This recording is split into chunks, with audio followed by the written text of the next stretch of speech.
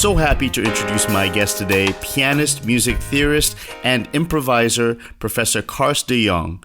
Karst de Jong studied classical piano and music theory at the Royal Conservatory of The Hague. In 1991, he was appointed as Professor of Music Theoretical Subjects at the Conservatory of Amsterdam and the Royal Conservatory of The Hague. He specialized in piano improvisation and the relation between analysis and interpretation of the piano literature. Since 2003, he has been appointed Professor of Improvisation and Composition Techniques at the ESMUC in Barcelona. He regularly gives concerts with classical and jazz improvisations, both as a soloist and with different instrumental combinations. He's the co-founder and board member of the Dutch-Belgian Society of Music Theory and was an editor for the Dutch Journal of Music Theory.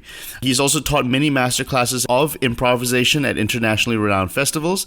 As an educator, he was closely involved in two important European Erasmus strategic partnerships: Metric, which deals with improvisation in the curricula of higher music education in Europe, and NAIP, the European Master of New Audiences and Innovative Practices. He released 2 CDs with solo piano improvisations, Improdisiac 1 and 2. And during this year, during the first semester of the academic year 2019 to 2020, Karst de Jong will be a visiting professor at the Yong Soo To Conservatory of the National University of Singapore. Could you tell me a little bit about your musical background and how old were you when you started music? Well, I remember actually music being in my life forever, so to say. One of the things I remember very clearly from my early youth, when I was 3 or 4 years old, we used to have a player piano in the house. And I was greatly inspired by this player piano because there was a big cabinet with music rolls in there. And my mother used to help me out to get these rolls into the piano, and then I used to work the pedals and hear Chopin being played live actually from that piano. I remember those experiences being really, really important. As well, my mother was from a quite musical family. My grandfather was actually an organist and a pianist. He died quite young. But my mother was clearly also very musical, and she used to have me and my twin sister on her lap and play Christmas songs and play all kinds of stuff on the piano, and I was fascinated by that from a quite early age. Well, Karst, do you have absolute or perfect pitch? Actually, I do, but it's not ruling my life. And I remember my mother always had it, and later it sort of came naturally to me as well. But it's not this kind of absolute pitch that is really on the hertz precise. I have some friends who are suffering when a record, for example, goes a little too fast or too slow. But I actually don't have that problem. I can adapt quite easily. There's one curious thing, though. I noticed that lately this perfect pitch is sometimes a half note off, which is kind of annoying. But actually, because I don't use it that actively, it's not really in my way. But it's kind of strange. Let me read you a quote of yours. The quote is, "As a kid, I always improvised. I remember never just practicing my lessons, but always sort of wandering off into my own world. And I realized later that I was creating a connection with the sound world with the piano, simply creating a connection knowing that if I'm going to do this, I will hear that. And this thing I established as a kid actually without thinking very much. And my teachers also did not really pay much attention to it." So is it fair to say that you were always experimenting from the beginning? Actually, yeah, that's actually true. Because I got relatively late into official piano lessons. I think I must have been 6. And definitely before that, I was just doodling around on that piano. And I was fascinated by that piano. And what sort of things would you improvise? I actually don't really remember that so well, at least not from this very early years. But I remember from later, when I was about 8 or 9 years old, I just used to play things from the radio, where I just used things that I liked. I would try to find them on the piano, and I would sort of go with that. So that could be really anything. My father, for example, was a huge Bach fan. My father would always, on Sunday, there was always the radio playing Bach. So I had all this kind of input, and I guess that I just took that unconsciously and combined things with that. And it was really doodling. I don't even know if you can really call it improvising, but I just loved running around on that piano. Can I ask you, what kind of music were you listening to growing up? Was it classical, but were there other styles involved as well? Oh, no, no, no. Many, many, many different styles. I mean, from the moment that I started to buy records, I would say that it was really a mixture of everything. Things like the Beach Boys, for example. I was mesmerized by this Smiley Smile album from the Beach Boys. Having this kind of experimental harmonies, sort of amazing stuff happening there that somehow reminded me also of the great classical music that I must have heard.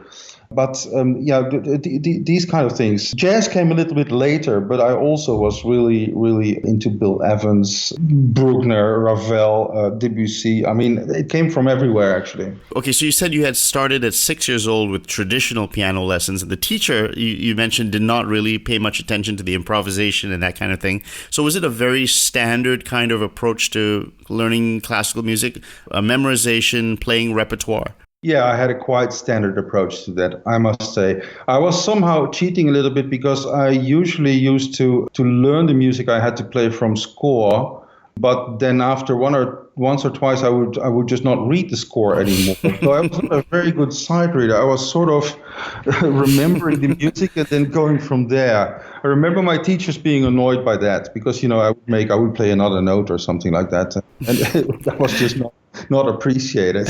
So how many years did you have lessons? How many teachers did you have? And did this lead all the way into a university? No, let me see. I think if I remember well, I had a teacher from 6 until I was 9. Actually, there were two different teachers, but from 6 to 9, I had regular piano lessons.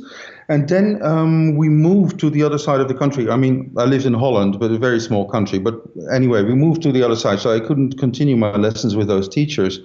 And I think that was interesting for my own development because between ages of 9 and 11, maybe 12 even, I didn't have an official piano teacher. So actually there I was just doing on the piano what I like to do. Right, right. And what's it like to grow up in Holland musically with the live music? Did you watch much live music as well? Well, really, I mean, it's so long ago. Yes, we definitely went to many concerts. I wouldn't remember every one of them, but I remember a couple that made a huge impression on me. I remember a concert of Maurizio Pollini in the Concertgebouw. I must have been about 10 or 11 years old, so it must have been the early 70s. And that made a huge impression on me. Because, first of all, I remember he played Waldstein, which I had never heard before. And the last movement was just getting me on another planet. And he played also Schoenberg, I think Opus 11. And I was just mesmerized by this, especially by the Schoenberg at that moment, being music that was not, I couldn't connect it to anything I had really heard or played.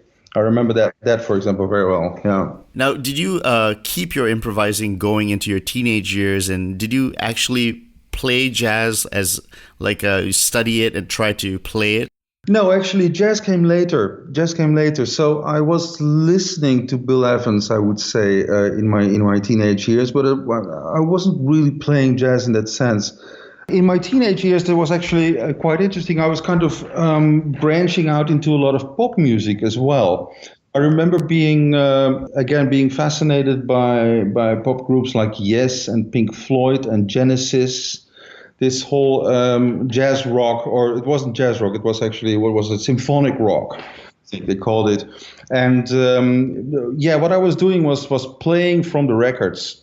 So by that time I had a record player in my own room, and I was just listening a lot to this music, and I was just playing it on the piano and improvising with it. Yeah, that was also an important influence. Now, when it comes to theory, what was your understanding of theory? Now you're a professor of theory, but as you were growing up and playing all this different music, playing the repertoire, what was your approach to, even when you improvised, what was going through your mind? How did you think when you were a younger man and you were improvising? Yeah, that's a very good question. I was sort of conceptualizing things. I remember that. Even as a kid, I remember sort of discovering the diminished chord. And I thought it was a very interesting thing because I remember finding out that there were only 3 of them. And also that when you move from one diminished chord to another diminished chord, you get a kind of eerie sensation. And for some reason, I called this chord the water chord.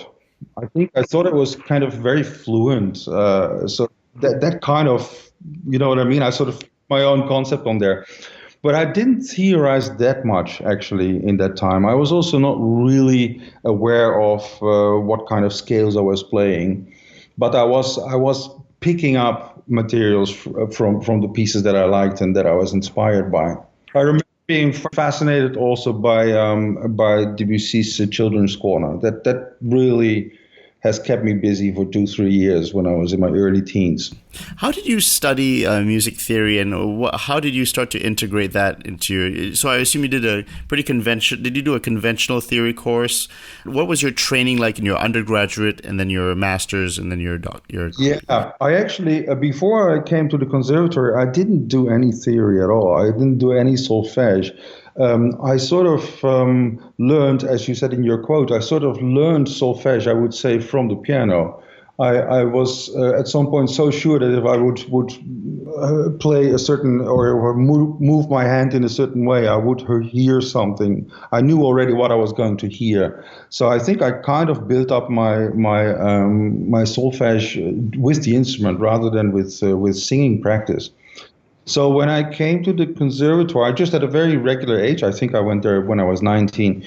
When I came there at the entrance exam, I remember thinking like, why do I have to, why do they ask me to sing this from a score? I mean, right. It's what it is, right? I mean, for me, there was not really a distance between that. Where I saw other people struggle, I thought like, why? It just didn't make sense to me. So I started off at the conservatory with a quite regular piano major, but as I went, actually already in the first year, I was strangely fascinated by music theory, and that also maybe connects to other things in my life where I was interested in electronics, I was interested in mathematics, I was interested in just how things work. So I had a fantastic theory teacher in the first year of my studies in The Hague, and she noticed first of all that I didn't need to train anything with my ears, but that I just needed to get the concepts and get the terminology and to get to know what was out there. Did you agree with all the theory that you were listening to? Like for instance, counterpoint and harmony are now two separate subjects in most universities. And so were you enjoying the codification of these things that you had heard your whole life, or did you rebel against some of the concepts?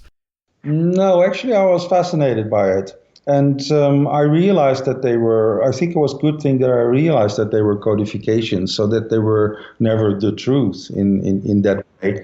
And I must say that there was, at that time in The Hague, a very special team of theory teachers, some really extraordinary teachers that I'm grateful until this day that I have been taught by them. And what did they do different? Well, I think their general approach was to teach theory as a kind of abstract behind music, but not as the truth. So we learned really rigorous counterpoint, but not in order to recreate the composition, but in order to actually understand the mechanisms. So their idea was also very strongly, and you must imagine this was in the 80s of the last century, where I think that generally also the interest for contemporary music was greater than it is today. They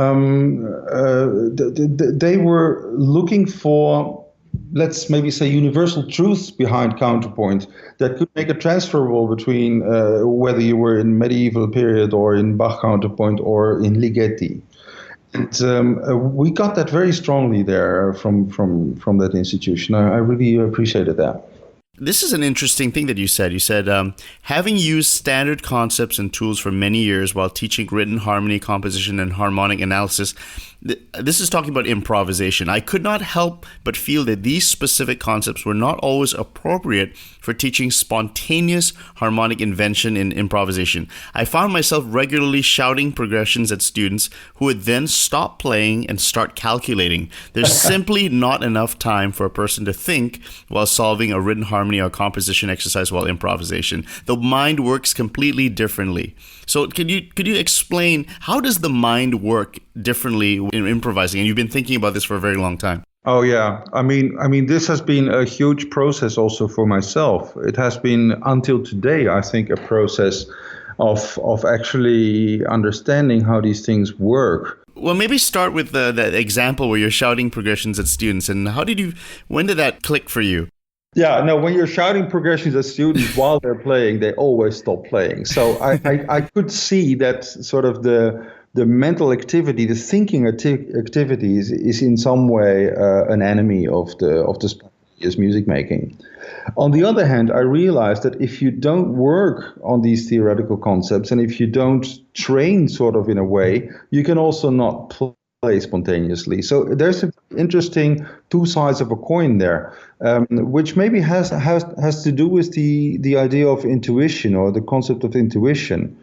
I've been thinking about that because intuition is very often explained as something that comes completely spontaneously, but I believe that you can actually build this intuition over time.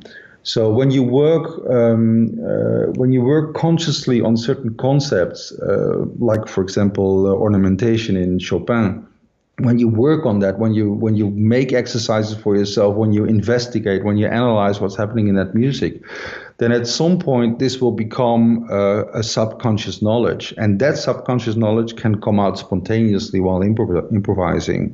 So I've been working with students, I've been looking at how do you do this? How do you work? How can you spontaneously improvise with them and at the same time work on these kind of concepts? And that is, until today, it's still a challenge. Most classical, I'm sure you deal with many talented young people who can play very difficult pieces in the repertoire, but you could actually do that without learning any theory. Isn't that true? You could actually become a great technical pianist without knowing these harmonic ideas. How do you get them to start integrating understandings of theory into a practical way of improvising if they've never really thought about that? Yeah, well, actually, that's something that we have been thinking of at the Conservatory of The Hague quite intensively. And maybe it could be interesting to tell you about that, because until 2014, we used to have a quite traditional theory program in the conservatory.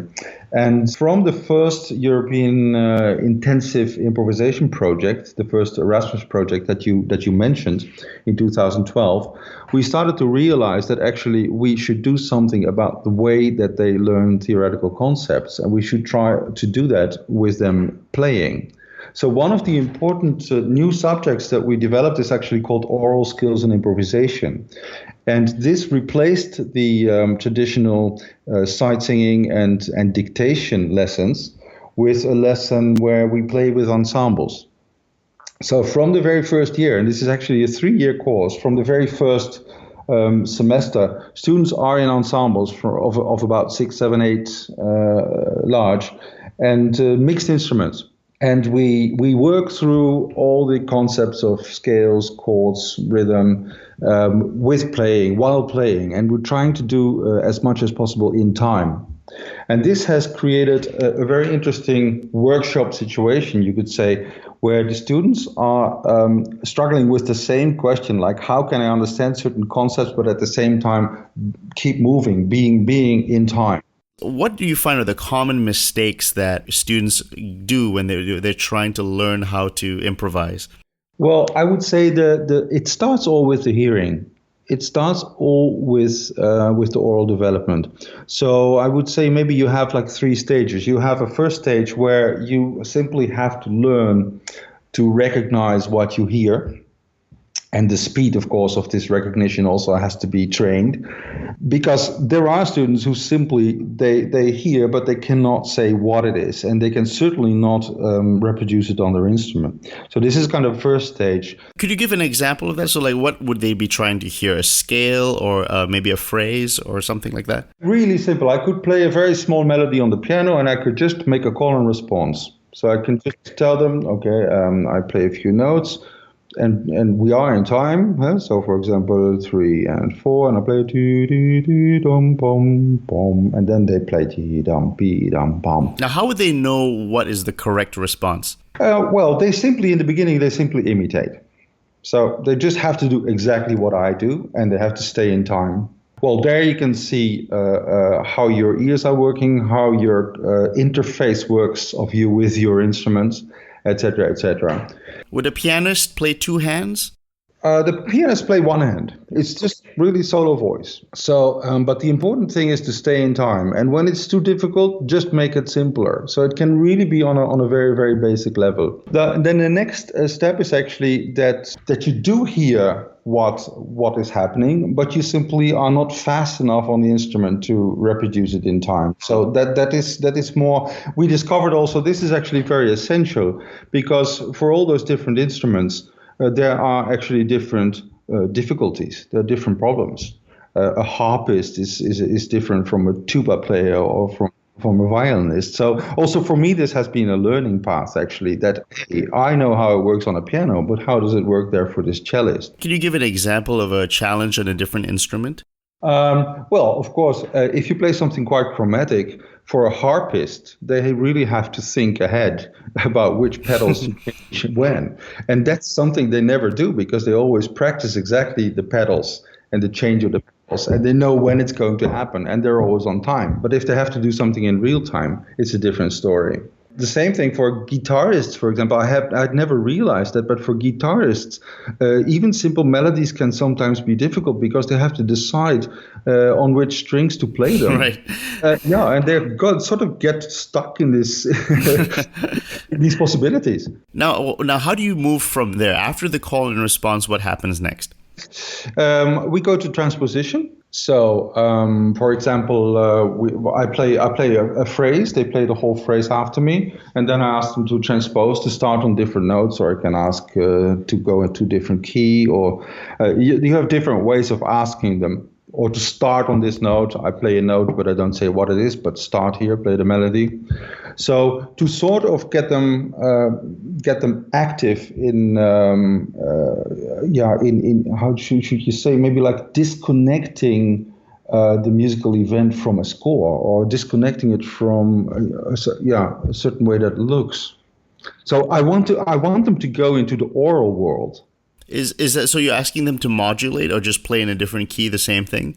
No, to just play the same thing in a different key, or to play the same thing starting on a different note, or to play the same thing in a key with 4 sharps. Or would you take something and put it in the minor if it was in the major? No, that's also possible, yeah. Or even to morph it onto a whole tone scale or whatever. I mean, you have many possibilities there. Is there any implied bass to the melodic idea that you're playing? Not necessarily. It doesn't have to be.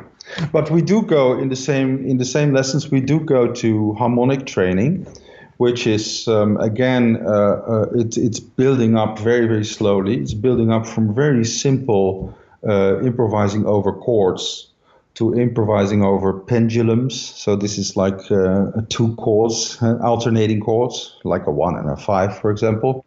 And then to improvising over voice leading schemata, like falling fifth sequence, or Romanesca, or Monte sequences. So things that are common in music, and then improvising over longer harmonic schedules, maybe in a similar way as you would improvise over a jazz standard. With string players, they don't have the ease of playing counterpoint like a pianist does. So how do they, like for instance, a Romanesca, these are partimento and galant schema concepts. How do you get them to, do they imagine the bass in their head, or do you play the bass for them with your left hand? Well, actually, they have to imagine it in their head, but they never do. String players really rarely are aware of what the bass note is actually. So I have to confront them with that reality first, of course, by playing it on a piano. So I would really play that Romanesca bass on the piano, and I would ask them to play very simple improvisation on it. And then the interesting thing is that in the beginning, they always hold on to the bass. So in fact, it's quite sort of natural. You get, in fact, an improvisation with parallel octaves, or with a kind of, what do you say, a kind of ornamented or diminuted parallel octaves. Right. And you don't want to because, playing live is a little bit trickier with written counterpoint. But you still make them do the rules. They can't play the parallel octaves and the parallel fifths? Well, in the beginning, I'm a bit loose with it, because first I want them just to move. First, I want them to just experience these things. Because if we talk about the forbidden octaves and forbidden fifths, we're really talking about certain stylistic things, and I'm not so sure that is my goal. I mean, of course, if they want to become great improvisers in a Baroque style, they will have to be confronted with those kind of rules. But if not, I rather have that they can imagine these chord progressions that they can and then do with it what they want. As a teacher, what advice can you give to other teachers who want to run an improvisational ensemble? What's the fastest, most effective way to get things going? Oh, that's a really hard one. I should maybe tell you something about my experiences in this Impro Intensive, this European project, because that has been an eye-opener for me as well, which is that if you improvise together, again, and if you have to think too much, it becomes impossible. So the more rules you have, the more difficult it actually is to spontaneously improvise. And what was very interesting for me, at least my personal development also in those two European projects, is that we had some colleagues that are completely into free improvisation. So they would never even play a chord. They are completely free. For example, my fantastic colleague from Barcelona, Augusto Hernandez, an amazing player, but it's not about chords, and it's not even about rhythmic pulse. It's really about they are very strict actually in many things, in how you respond to each other, how you listen, how you decide your position in the musical texture. But basically what you do is spontaneous playing what you think is right at that moment. And I discovered that is actually quite a good way to start with students before you go into the chordal stuff. You mentioned there are a lot of rules if you do try to get into, like, for instance, improvisation in an ensemble. So, like, for instance, if you had a 1-hour class, what would you do in 1 hour? Would you try and cram a lot of things in, or would you do one thing very well over an hour?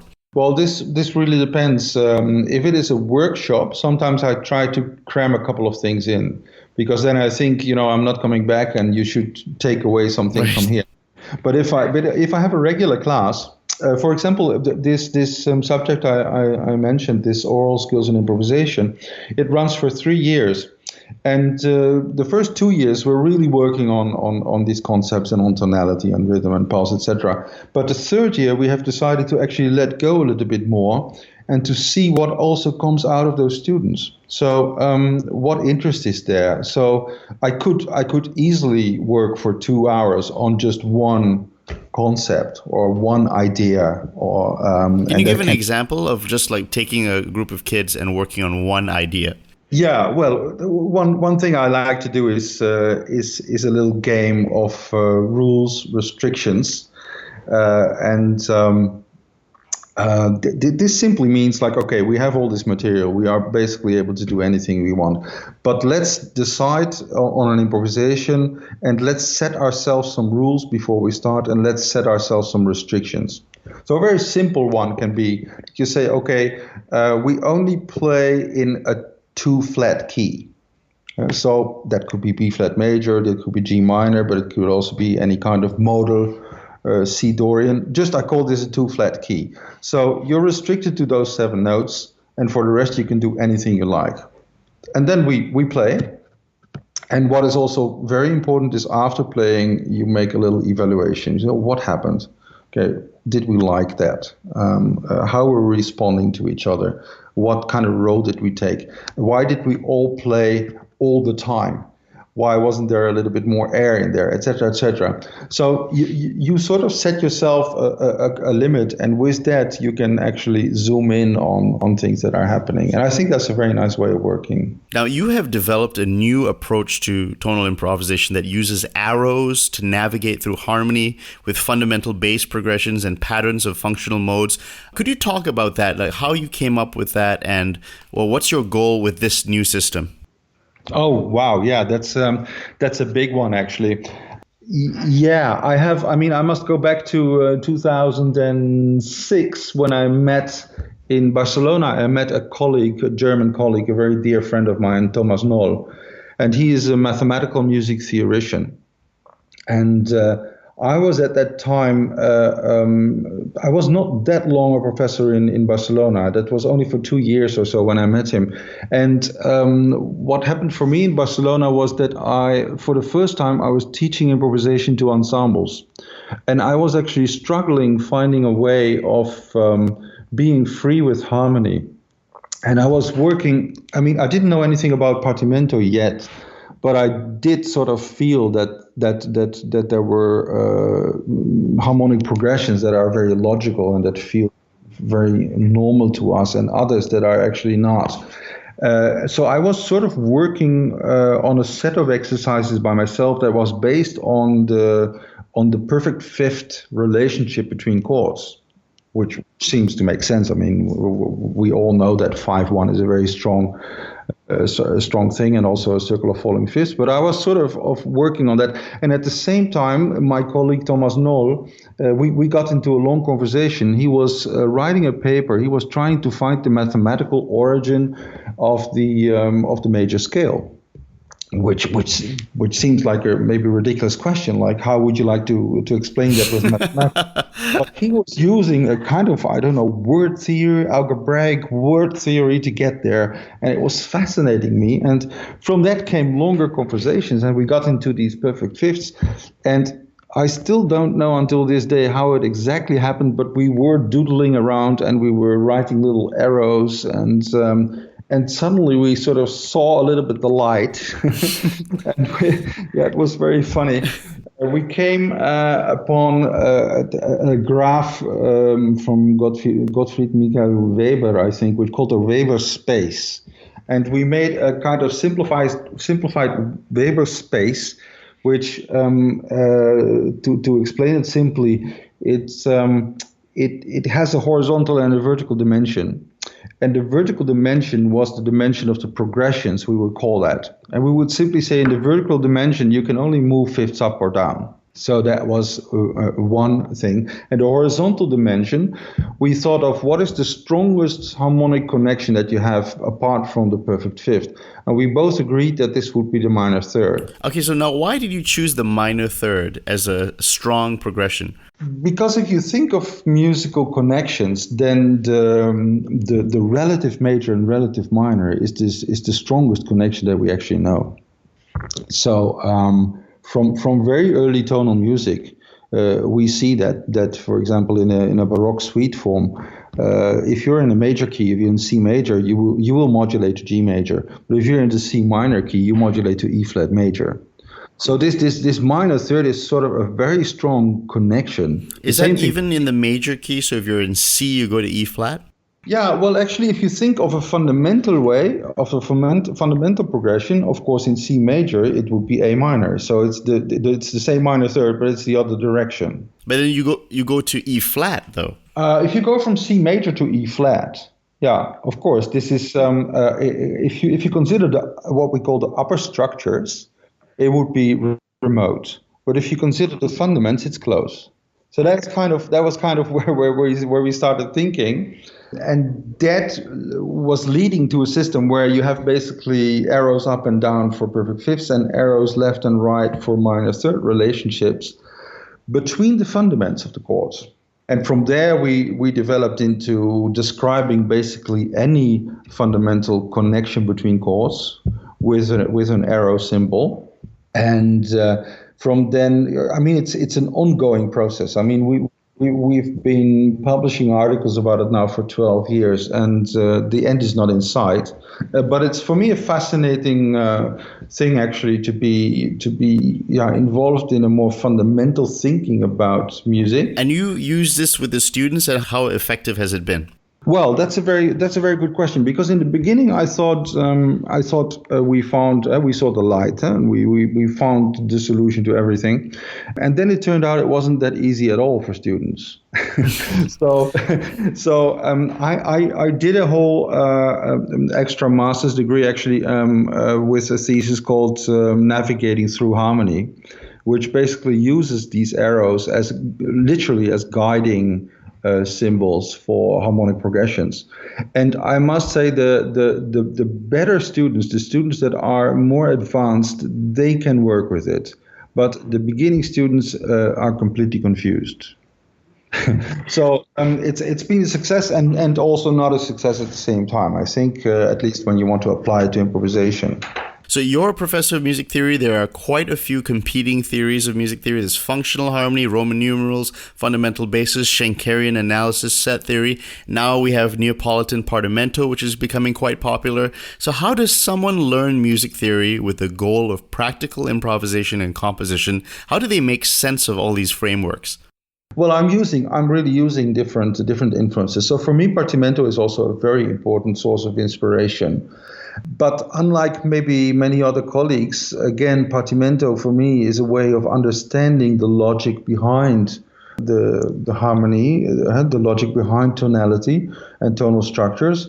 And I'm not using partimento to recreate exactly the style of the 18th century. So here again, but this is also a bit of a personal approach in my improvisations. When I improvise in a Bach style, so to say, I'm not trying to get a result that could have been composed by Bach. I'm inspired by Bach, and I do use the things that he does. I try to use his ways of expressing things, his harmonic tricks, etc., etc. But I don't intend to sound like Bach. Let's say it like that. And that's a little bit the same for me. Partimento is a very, very valuable input, and it really puts many things in place. And it's very useful. I mean, I've been experimenting, for example, with a colleague from Lucerne, Christoph Baumann. We've been experimenting putting partimento ideas into jazz. It's wonderful. I mean, it really works. But it's not partimento in the sense that we're sounding like an 18th century. Now, how does that also change your perception of more traditional harmony?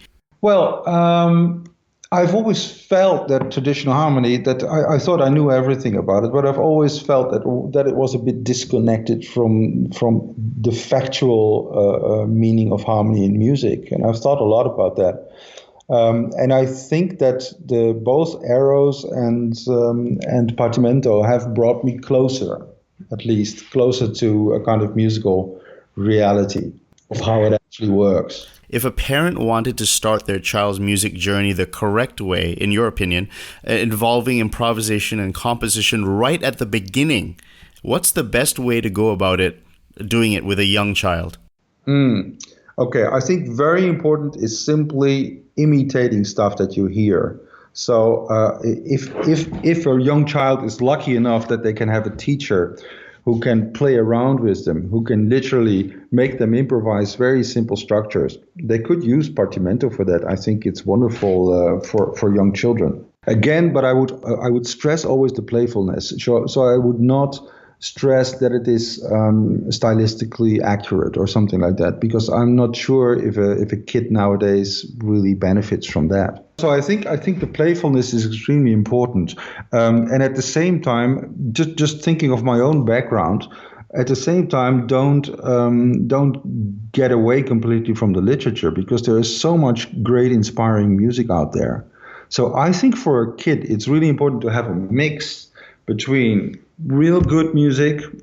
So I don't believe in any kind of piano method that has been written to get the fingers going. I think you can straight away go into nice little pieces that are not too difficult from piano or the Klavierbüchlein, for example, or Bach inventions. go to real music, and on the other hand, play around with the material, even on the very simplest level. Generally speaking, when a kid learns a piece, they just memorize it, they play it, they don't think too deeply about it.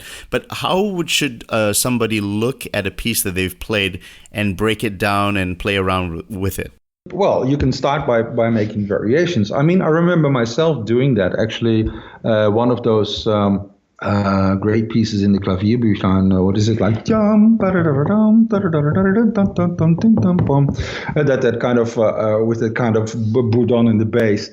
You can let a kid play that piece, and it's very fun to play that. And then you can say, let's just improvise on this bourdon thing, on this pedal point, and let's just go and let's do our own thing on it, and then go back to the piece again. So out and in. When you think about late romantic music of like Mahler and Strauss, would you think of that more with German harmonic frameworks, or would you think of that with your new understanding of harmony? Actually, I think of that with my new understanding more than with partimento, and more than with the Roman numerals. Yeah, and also I would I think that is the good thing about partimento. You could still use the partimento approach in the 19th century style when you're not too strict. When you think about the underlying logic, which is basically the logic of the voice leading combined with the fundamental logic, then you can come quite far. Now, I wanted to ask you about materials. Let's say you're not lucky enough to be studying with you in The Hague. You're somewhere in another part of the world, but you still want to learn about improvisation. You want to learn what are some books they can buy, materials, links, resources. What can they use online to start this journey?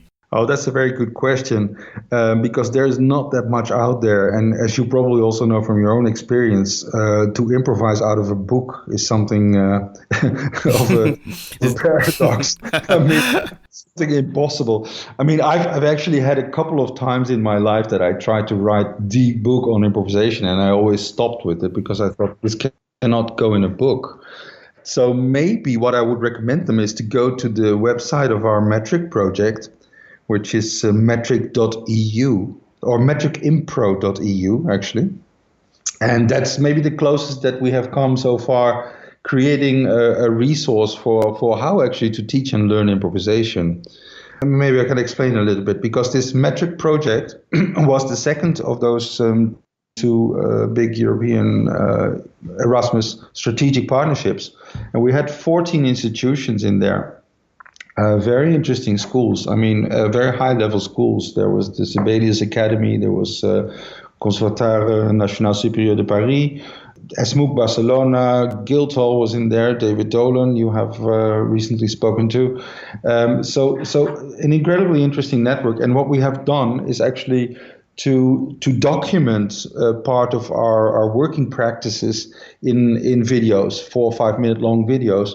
And those videos are all available actually for free on that website. Yeah, I mean, of course, I'm making publicity for myself, but to be honest, I think it's one of the good resources that's there. There's a cool video of you on YouTube playing. I believe it's called YST Concert Classified, and you play 3 jazz standards, but you arrange them to sound like virtuosic classical pieces. And I think I heard All the Things You Are, Autumn Leaves, Round Midnight. Now, could you explain to me and the audience, technically and musically, what you were doing in those pieces? That's very very right. Yeah, actually. It's just, I mean, these jazz standards inspire me. But again, I'm not a jazz pianist. I'm not a typical jazz pianist. I mean, I can play jazz, but I feel that, again, there's a musical message in those pieces and in those themes. They're great themes. And again, they inspire me. So what I do is I call these classified, obviously. Instead of jazzing something up, I classify something.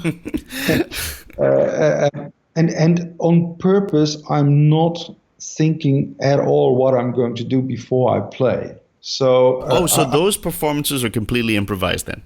Absolutely, 100%. So the only thing that was not completely improvised was the beginning of All the Things You Are, because I recorded that. That was the first time on my first CD. I recorded a version of that called All the Things You Were, And actually, I sort of took the same beginning, which is a bit Brahms inspired.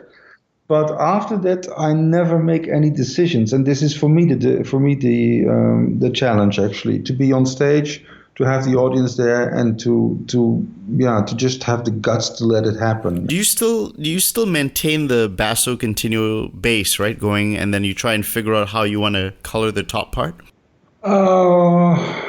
Maybe something like that. Yeah, it's sort of a real-time decision. So you could maybe compare it to that. It's maybe a sort of real-time partimento, and then at the same time, nothing has been decided beforehand, and that at the same time. Do you have to maintain some of the harmony, some of the jazz harmony? Yeah, actually, in a sense, I have to maintain it.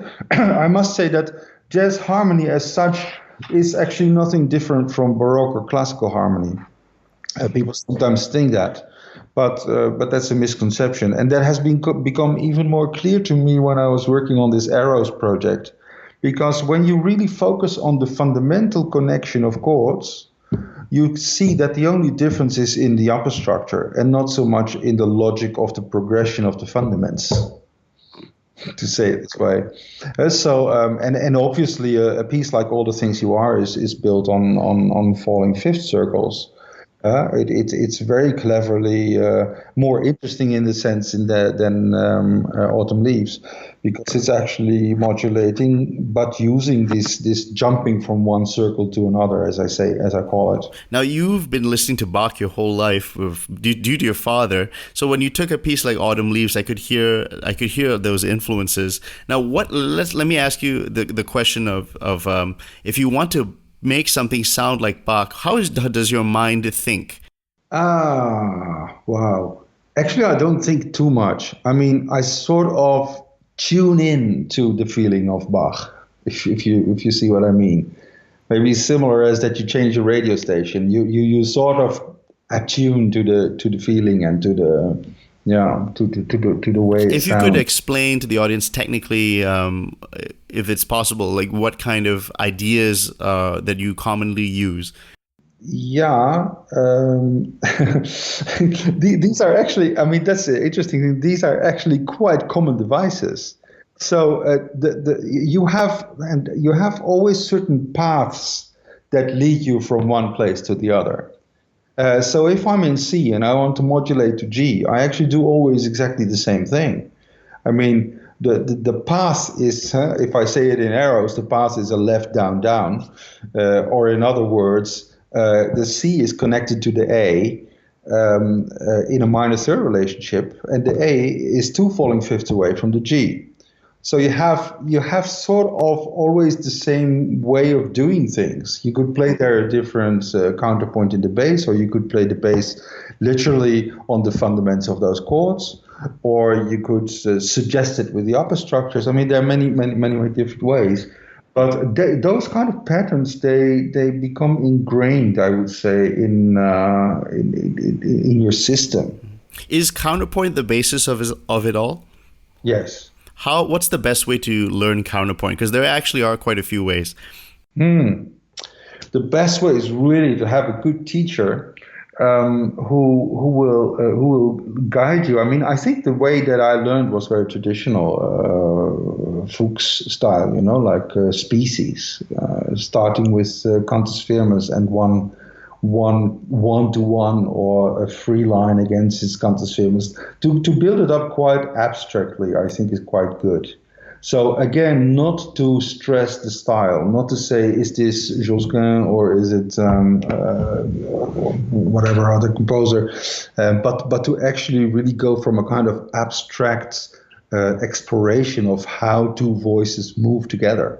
Is there a way you mentioned getting a good teacher. Now, this might be a tough question, but can you recommend counterpoint instruction, perhaps books or teachers, or what if somebody just can't go to a university? Is there a way to learn counterpoint? Well, I really like the books that Peter Schubert wrote, for example, but there are also more practical, more concise ones like Kent Cannon. I really enjoyed reading the Jeppesen book on counterpoint. but yeah, more modern. I think I would probably recommend Peter Schubert. Let's talk about music education now, and you've really been involved with that with Metric, and this is done in higher education, improvisation. Are you interested in moving this somewhere into kind of, I would say, lower education, like the primary schools and that kind of thing, and getting it even younger before that? Because most people, when they learn classical music, they take exams, and it doesn't really, improvisation doesn't really factor too much into these graded exams. So what do you think is a good way to start to shift the culture so that we can get this into not just higher education, but perhaps even earlier? I think the earlier you start, the better. But I feel that it is not in my power to even go there, because I'm like so occupied now with the situation in higher education that I can only hope that other people are picking this up. But I have a feeling that the time is kind of right. I really see in the past 5 years, I see there is so much more activity and so much more interest also in the topic of improvisation. Yeah, how has it changed? You've been in this game for a while now. So how has the topic of improvisation changed over the last couple of decades? Well, it has changed greatly. I mean, I remember still in the 90s that improvisation was considered something that you do as an amateur, or you do it maybe or behind closed doors in your home. yeah, definitely. Certainly, I mean, I'm talking about the classical music scene, and I have at some point, I mean, I actually have been looking for how can we put anywhere improvisation in this higher education trajectory, and there was no ear for it in the 90s. In the early 2000s, I got in touch through some people with this newly erected school in Barcelona, Escola Superior de Música de Catalunya, and to my surprise, there was one of the founders who insisted on having improvisation as a fixed subject in the curriculum, and I was very enthusiastic about that. And that was also a reason that I went there first as a guest teacher, and later I actually moved to Barcelona. So later it really became my home. I would say in the first decade of this century, I've seen this shift, this kind of interest coming for improvisation, and also not asking questions like what is it good for, but actually understanding that this ability to spontaneously do something that is needed at the moment is actually something that musicians are going to need more and more. Do you find that as a performer, you've played standard repertoire, you've played improvisations. How does the audience respond to improvisation versus listening to standard repertoire? This depends. I would say in generally, when you play standard repertoire, it's about the virtuosity, and the audience responds very positively, of course, when there are this great virtuosic and you have this huge experience or expression, etc. But I noticed that improvisation, when it becomes apparent to them that actually something is happening right now and right there that has to be prepared, audiences can get extremely enthusiastic. Just to give an example, last week I had my concert here in Singapore, solo concert. And at some point, usually halfway the concert, I asked the audience, okay, give me some input. Tell me, what do you want to hear? What should I improvise on? So somebody said, Bach inventions and Star Wars. So in the moment, I had to think of a way of combining Star Wars and Bach inventions. And so it became a very interesting improvisation. Not always perfect, of course. But nice stuff happened there, and the audience got so enthusiastic, that so I could totally see that there was this connection, this identification with, oh my God, what must it be to sit there? Do you find that the audience is forced to listen even closer when you're doing something in real time? Well, forced is maybe not the right word, but I think they do. Yeah. They just get drawn in. So the same thing can be really simple. Another thing I sometimes ask, I said, please give me 4 notes. So I get four random notes out of the audience. And then I will play them slowly on the piano and say, I could play it like this, or I could play it like that. And then, well, I sort of developed this little trick, because then I usually start the improvisation not with those 4 notes. I start with some kind of intro, and then I try to sort of position these 4 notes in a very interesting or unexpected moment, and then I try to develop it. And that is a process, that the audience, most of them are not musicians, but they're completely drawn in. They sort of see, oh wow, how is he going to get away with this? I guess my final question is, what do you see the future of classical music in this next century now with this improvisation? Well, I think that we have to reinvent ourselves as classical musicians, because I don't really see how we can maintain this tradition of playing all these like dead composers, all these notes exactly the same way over and over again. I just cannot imagine. I know there's still a big market for orchestras, and there's a big market for classical music. But at some point, I think we have to face the truth, and we have to go the same way as maybe all the other musicians in the world are doing, which is just basically being a musician in this time, and not being ashamed of playing your own things. Actually owning your own music is, I think, such a powerful thing. And I still see a way too big gap between, let's say, a jazz ensemble or a couple of jazz musicians who are playing with all this fun and all this laughs on their faces and this spontaneous stuff that happens, and a string quartet that looks as if somebody died. Yeah, honestly, I mean. Well, the great Professor Karst de Jong, thank you so much for coming on the show. I think you're really doing some stellar work, and you're really changing the culture in a really positive way, and not just in classical music, but in music in general, with your research and your ideas. And I think you're doing a fabulous job. Can you just talk about your residency here in Singapore and what other projects you have lined up for the future? Oh, yeah. Well, I improvise, so I don't have that much lined up. But the residency here in Singapore is a wonderful experience. It actually came about from an invitation. It indirectly came out of one of those European projects. And I got an invitation 2 years ago to be a guest here, for a visiting artist here for 2 weeks in the summer. And one of the first projects I did in that residency, in those 2 weeks, was a very challenging project. All new first-year students here of this school actually were grouped in an orchestra, and they had to make their own piece in 2.5 days. And that piece was not allowed to be written down.